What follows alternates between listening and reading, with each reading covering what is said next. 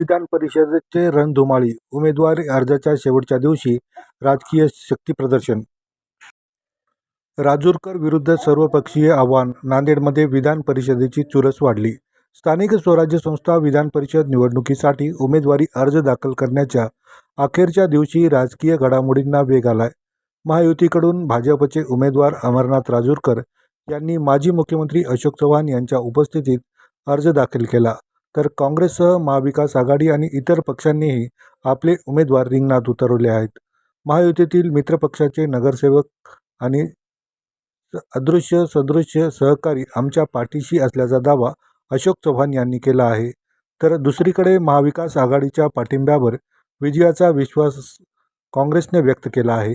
विविध पक्षाच्या उमेदवारांनी निवडणुकीत मैदानात उडी घेतल्याने नांदेड विधान परिषद निवडणुकीत चुरशीची लढत रंगणार असल्याचे चित्र दिसत आहे.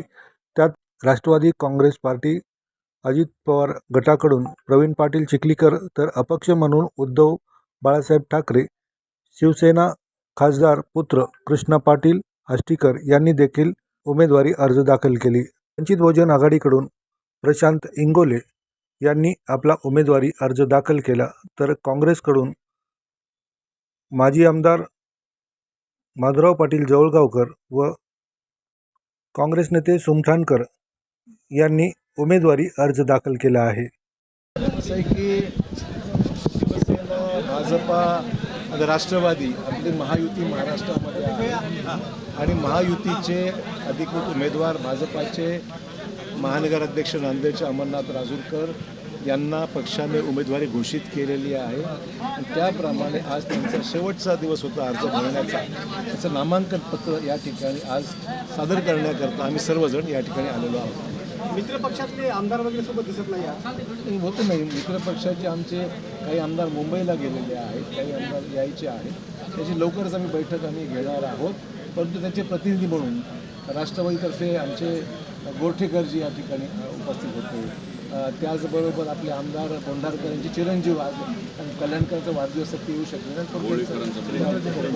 होळीकरांचा मुलगा होता, कल्याणकरांचे प्रतिनिधी आमचे या ठिकाणी होते. त्यामुळे काही लोक नसल्याचे प्रतिनिधी या ठिकाणी होते आणि बाकी मग जिल्ह्यातले जे वेगवेगळ्या नगरपालिका महापौर होते नांदेडच्या, इतरही नगरपालिकेचे अध्यक्ष बरेचसे आले होते.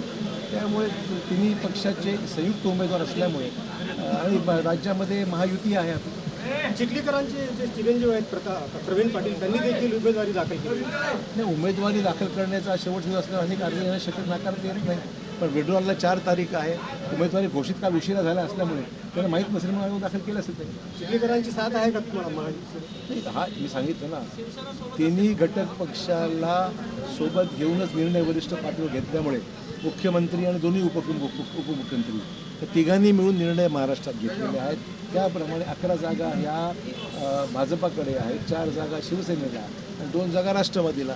असा फॉर्म्युला वरिष्ठ पातळीवर ठरल्यामुळे तिन्ही पक्षाचे संयुक्त ज्या ठिकाणी आज अर्ज भरले जातील ते तिन्ही पक्षाचे उमेदवारच राहणार आहेत. आमचे काँग्रेसने देखील उमेदवार दिला म्हणजे बिनविरोधी निवडणूक होणार नाही. संख्या ठीक आहे, तर बिंदू हो ना हो झाली तर आनंदाची गोष्ट, नाही झाली तर आम्ही लढायला तयार आहोत.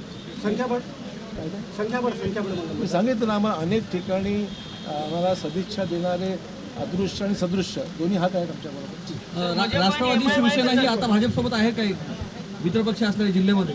निश्चितच आहे, का असू नये. राज्यात आहे तिथे असणार, राज्यामध्ये एकत्र आहोत तिथे पण एकत्र राहणार आहोत. नांदेडला एमआयएमची साथ मिळेल? नाही, एमआयएमशी आम्ही काय बोलणी केली नाही. पण सर कसं आहे की हे मला माहीत नाही, पक्षाची निवडणूक नाही. असं नाही, पक्षाची निवडणूक आहे. पक्षाचे पण चिन्ह नाही ना तिथे मतदान. चिन्ह जरी नसलं तर अमर राजूरकर हे भाजपाचे उमेदवार आहेत. त्याचा निर्णय त्यांना घ्यायचा आहे. त्यांनी यायचं न यायचं हा निर्णय एमआयएमने घ्यायचा आहे. विधान परिषद निवडणुकीच्या अनुषंगाने आज उमेदवारी अर्ज दाखल करण्यात आला, काय सांगणार? थोडं सामने. देशाचे यशस्वी पंतप्रधान आदरणीय नरेंद्र मोदी साहेब, भाजपचे राष्ट्रीय अध्यक्ष नितीन नवीन साहेब, देशाचे कणखर गृहमंत्री आदरणीय अमित शहा साहेब, राज्याचे लोकप्रिय मुख्यमंत्री आदरणीय देवेंद्र भाऊ फडणवीस, आमचे अध्यक्ष रवींद्रनाथ चव्हाण, आमचे महसूल मंत्री बावनकुळे साहेब, राज्याचे माजी मुख्यमंत्री अशोकराव चव्हाण साहेब, नांदेड जिल्ह्यातील खासदार, आमदार सर्व मतदारांनी पसंती दिल्यामुळं वरच्या केंद्रीय जी आमची समिती आहे कालच्या पार्लमेंटरी बोर्डमध्ये मला उमेदवारी दिली त्याबद्दल सर्वप्रथम मी ह्या सर्व मान्यवरांचे आभार मानतो. माझ्यावर विश्वास व्यक्त केला आहे. नक्कीच त्यांच्या विश्वासाला पात्र राहण्याकरता मी सार्थ राहील. महायुतीतील जे घटक पक्ष आहेत ते आता ह्या निवडणुकीमध्ये सोबत आहेत का? बऱ्याच नेत्यांची महायुतीतील इतरांची भेटगाठ होताना पाहायला मिळते. भेटीगाठी आत्ता माझी भेट झाली यांची, काँग्रेसवाल्यांची भेट झाली माझी. आता खासदार भेटले मला. भेटीगाठी होतच असतात. पण आज मी जो उमेदवार आहे तो भारतीय जनता पक्षाचा उमेदवार नाही आहे. मी महायुतीचा उमेदवार आहे. भारतीय जनता पक्ष, शिवसेना शिंदे गट आणि राष्ट्रवादी अजित पवार गटाचा उमेदवार आहे मी. ज्याप्रमाणे मी इथं फॉर्म भरला आहे, आमचा फॉर्म्युला ठरलेला आहे 11, 4 आणि 2. त्यामुळं प्रत्येक पक्ष एकमेकाला मदत करणारच आहे. त्यामुळे कुठली अडचण येईल असं मला वाटत नाही. काँग्रेसचे नेते इथून जाताना दिसले, मग वाटते का काँग्रेसही मदत करेल तुम्हाला? तुमचा प्रश्न. आता काँग्रेसचं मी कसं बोलत ना. सर, राष्ट्रवादीकडून सुद्धा उमेदवारी अर्ज दाखल करण्यात आला. दाखल केला 4 तारखेपर्यंत विड्रॉल आहे ना. बघूयात काय होतं. सर, एमआयएम पक्षाचे काही नगरसेवक आहेत ते कुठे तुम्हाला मदत करतील का? बघूयात काय होतं काय नाही. काय सांगते तसं काय बोलणं झालं का प्राथमिक स्तरावर? अजून काय सध्या बोलणं झालं नाही. MGPचे 2 सोबतच आहेत. सोबत आहे. दोन्ही सोबतच आहेत. वंचित आघाडीचे वगैरे नगरसेवक मदत करतील. आता पुढं बघूयात काय काय होतं 4 तारखेच्या पुढं. नांदेड विधान परिषद स्थानिक स्वराज्य संस्थेच्या निवडणुकीसाठी आज भारतीय राष्ट्रीय काँग्रेस पक्षाच्या वतीने उमेदवारी दाखल करण्यात आलेली आहे.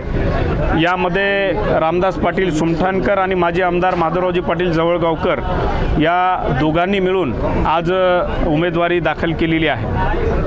महाविकास आघाडीकडून उभाटा गटाने सुद्धा अर्ज दाखल. नाही, आपण बघू शकता की नांदेडच्या जागेचा निर्णय महाविकास आघाडीनं आता आज किंवा उद्या 1-2 दिवसात ते होणार आहे.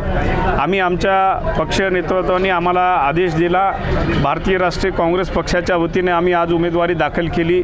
महाविकास आघाडीच्या वतीने उभाटा असेल किंवा राष्ट्रवादी काँग्रेस असेल, आता प्रदेशची नेते मंडळी सर्व समावेशक उमेदवार या ठिकाणी विचार करून येणाऱ्या 1-2 दिवसात त्या ठिकाणी देतील. तुम्हाला पक्षाचा आहे का? सोमठाणकर यांनी फॉर्म भरलेला आहे आणि जवळगावकर यांनी फॉर्म भरला. नेमकं उमेदवारी कोणाला? आता उमेदवारी अर्ज वापस घ्यायला 4 तारीख आहे आणि त्या 4 तारखेच्या पहिलं पक्षश्रेष्ठी जो निर्णय देतील तो या ठिकाणी आम्हाला जिल्हा काँग्रेसला मान्य राहील. महाविकास आघाडीतील घटक पक्ष हे महाविकास काँग्रेससोबत आहेत का? कारण वेगवेगळ्या पद्धतीनं फॉर्म भरताना दिसत आहेत. नाही, निश्चितच आपण बघू शकता की या ठिकाणी महाविकास आघाडी एकत्रच या ठिकाणी निवडणुकीला समोर जाणार आहे. आज फक्त फॉर्म भरण्याची प्रक्रिया पार पडलेली आहे आणि 4 तारखेला फॉर्म वापस घ्यायची जेव्हा तारीख येईल तेव्हा महाविकास आघाडीची तिन्ही पक्षाची नेते मंडळी बसून जो आम्हाला या ठिकाणी महाविकास आघाडीचा निर्णय देतील तो आम्हाला जिल्ह्यामध्ये महाविकास आघाडीला बंधनकारक राहील. घटक पक्षातील नेत्यांची एकवाक्यता होत नाही आहे का? कारण ज्याच्यामुळं भाजपमध्ये जशी एकवाक्यता झाली आहे, महायुतीतील सगळ्यांनी सोबत येऊन फॉर्म भरलेला आहे, पण महाविकास आघाडीतील घटक नाही, आता ह्याच्यामध्ये सगळ्या पक्षांनीच दावा केलेला आहे उमेदवारीवर.